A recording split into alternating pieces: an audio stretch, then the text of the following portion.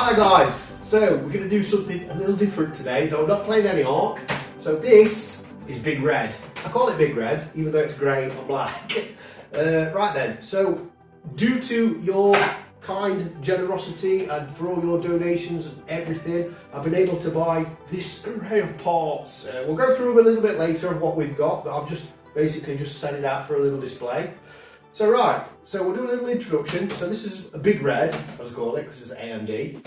Right, so we've got, it's a X570. We've got a 390X and a 32 gig Trident Neo memory and two 1080 Ti's. Right then, so we've got a load of parts here.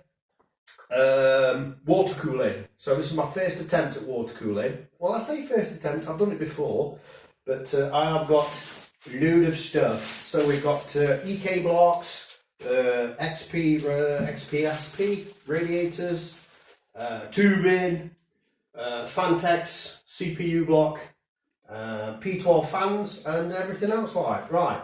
So what we're going to do is I'm just going to do a little bit of overview of the parts individually, and then we'll do some stuff putting it together. Right, see you in a minute.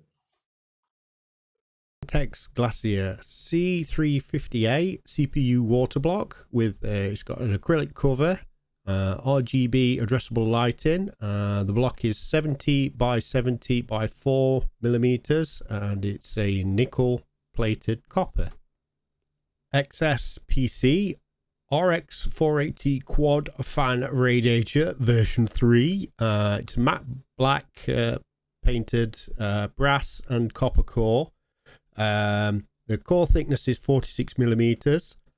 2 rows of 21 millimeters by 2 millimeter tubings and 13 fins per inch, should I say. And yeah, so it's quite a thick boy, this one. We have an array of Fantex tube fittings. So these are hard tube fittings, G quarter, satin black. The various different types. There's some angled and straight ones in there as well. Various other things like temperature sensor, this tap, and a like little flow meter. For my fan choice, I have gone for some Arctic P12 120 case fans. Now these are really cheap for what they are. They're a 120mm fan, and they pressure optimized with a quiet motor. The fan speed is 1800 RPM, so they can push a real load of air, and they are extra quiet as well. And they do compete with some of the more expensive fans in the category. I've gone for PETG tube. It's a little more forgiving than acrylic. Acrylic, when you cut it, you've got to be very careful, and especially when you bend it as well. Acrylic needs more heat. This can do a lower temperature, and it's a lot easier when cutting. So I've gone for that one. This is the EK Quantum Kinetic FLT 360. So this is the biggest one that they do in the range. It's a reservoir pump combo, and it's quite thick. It's got RGB addressable lighting on, so you can plug it into the motherboard and synchronize it. It comes with brackets, so you can mount it like to your radiator, but I purchased some extra brackets so I can mount it like sort of straight up on its side. Last but not least is just the water fluid. So this is Mayhem's, it's just clear. Maybe I should watch a tutorial on how to do this. You can build a gaming desktop for around $1,000, but I want to go all out, so I spent around $2,000. PC like this is going to be able to play most games at ultra settings. So what do you need to build a desktop? Well, of course, first you need a table. Preferably not metal. If it's going to be metal, have an anti-static working surface layered on top of it, a thermal paste applicator, an Allen wrench, some tweezers to tighten up the wires, a Swiss Army knife which hopefully has a Phillips head screwdriver in it, And last but not least, an anti-static bracelet, which is to protect you and the parts. These are the parts you're going to need, but more importantly, before we get there, we need to understand what these parts are doing and how they interact with one another. To better understand the parts that make up a desktop, let's try. Right then, that's enough of that. I think we've got enough. I think I could do this. Yes, I've got my full set of instructions. Let's go.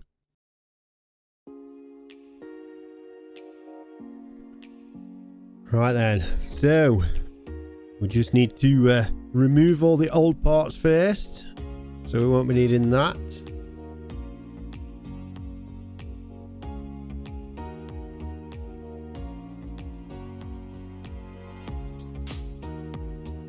And popping out the side panels. I did plan on putting the radiator at the front. You'll see why in a bit. I changed my mind. Huh. First problem of the day. Problem solved.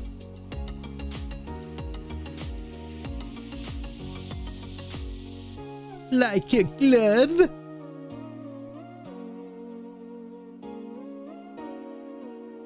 I'll put another one at the bottom. That's the drain port. So I've got the filling at the top and the drain port at the bottom.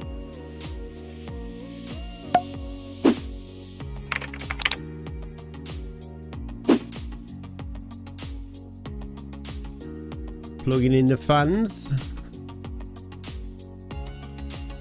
Cool thing about the Fantex case, it's got like a fan like hub.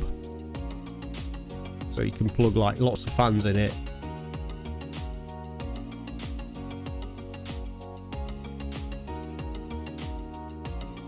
There we go, a little bit fiddly.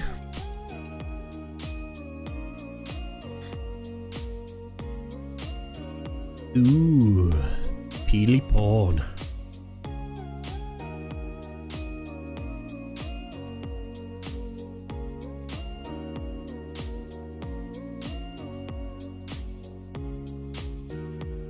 I went for the full line on some blobs.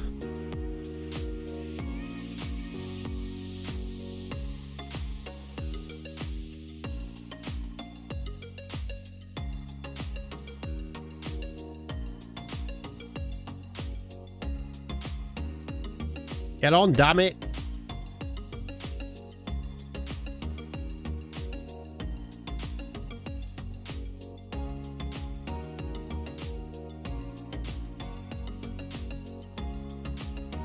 Hard tube bending.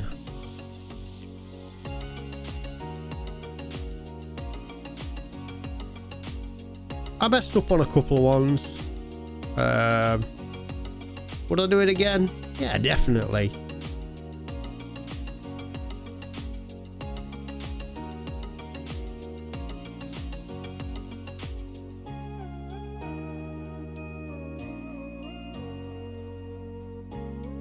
Spinning it all the time, getting even heat. You just start to feel it go pliable.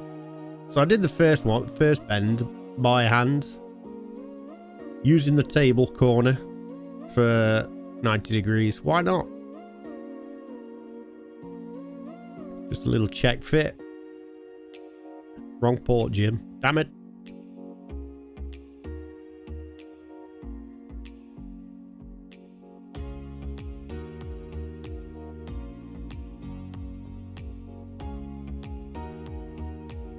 Doing most of the things by eye. I used to do prototyping many years ago, and a lot of that was done by hand and eye.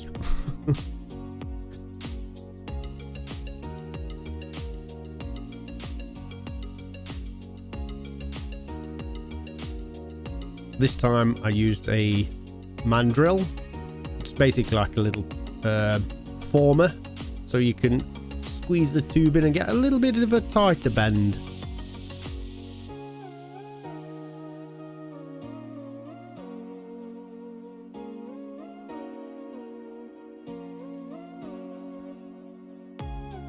Just cooling it down so it sets the bend properly. See, the thing is, if you've gone too far or not enough, you just put it back on the heat and then just just give it a little tiny tweak. You do have to be careful though, because obviously if you spend too much time there, it starts to blister up.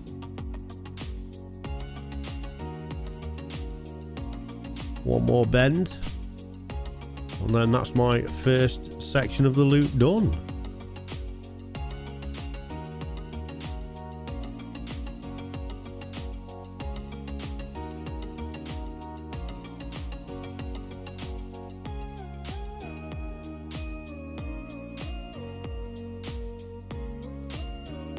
Just making sure I'm going the right way.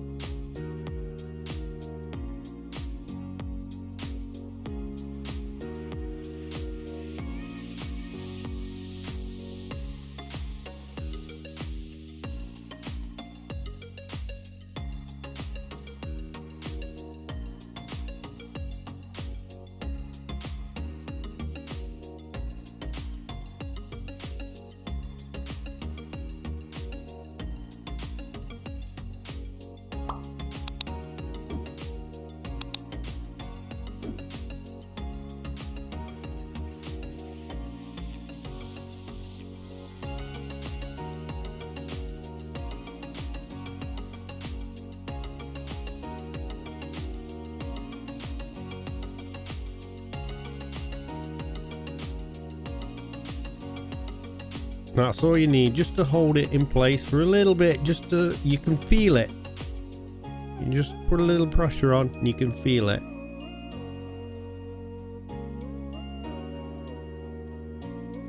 So this is the first section of the loop actually going on. Just putting the fittings on.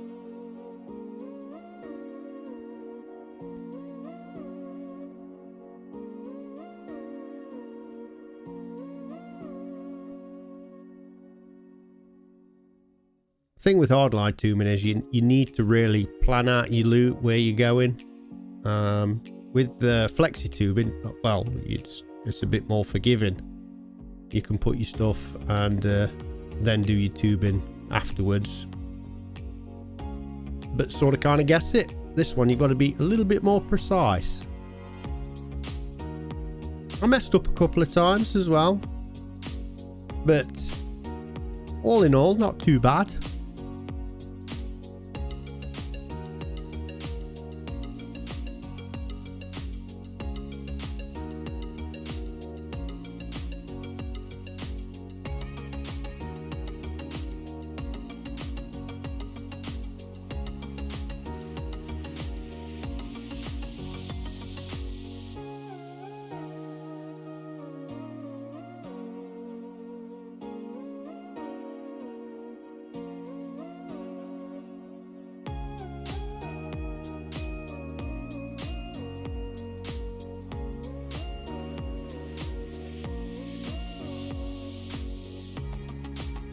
It's quite surprising that you can still mess about with the fittings and that, and they don't leak.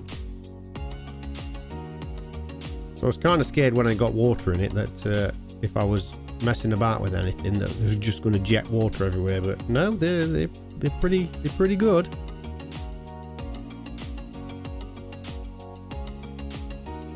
There we go. First section done. Right, I've progressed on that. I'll just get normal bits together.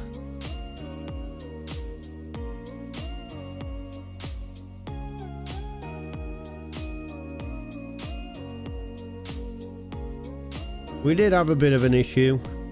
There was something that was leaking. Right, this is the first fill.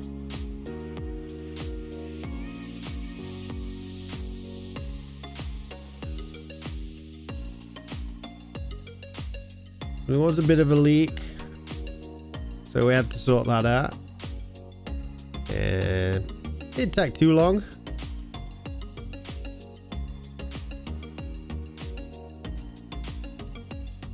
But once it was filled,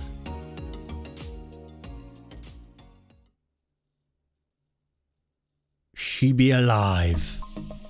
and oh so pretty.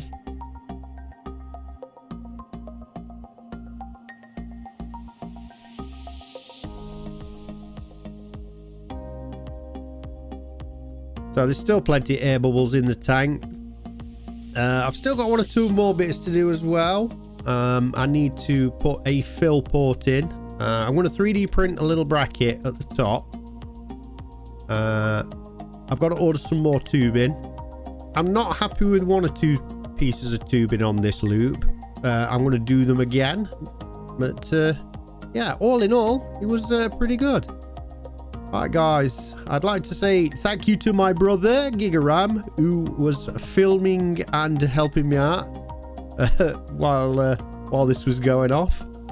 But most of all, I'd like to thank you guys. Thank you for supporting me and staying with me all this time while my channel's been staying with me while my channel's been growing. This is a direct result of that support through donations, super chat, and YouTube revenue. So it builds up. It's only a little bit, but it builds up. I'm planning on getting a new graphics card and water cooling that, but that will be for future. Right then guys, don't forget to whack a like on it, comment and subscribe. And here's to the next 20k. Cheers guys.